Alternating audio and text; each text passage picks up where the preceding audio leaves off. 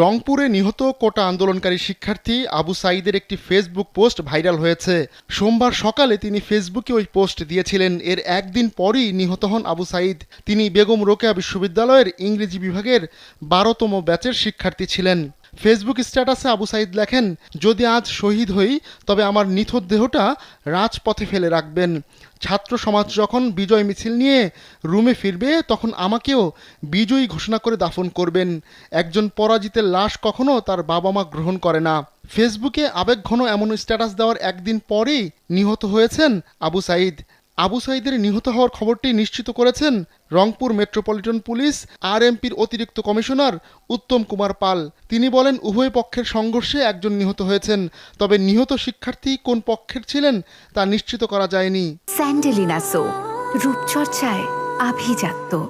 এদিকে প্রত্যক্ষদর্শীরা জানিয়েছেন, মঙ্গলবার দুপুর 2টার দিকে রংপুর খামার মোড় থেকে শিক্ষার্থীরা বিশাল মিছিল নিয়ে বিশ্ববিদ্যালয়ের 1 নম্বর ফটকের সামনে যান। সেখানে বিভিন্ন স্লোগান দিতে থাকেন তারা। এক পর্যায়ে শিক্ষার্থীরা ক্যাম্পাসে ঢোকার চেষ্টা করলে পুলিশ বাধা দেয়।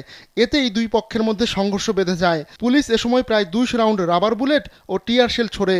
এক পর্যায়ে টিয়ার শেল লাগে আবু সাঈদের শরীরে, পরে তার মৃত্যু হয়।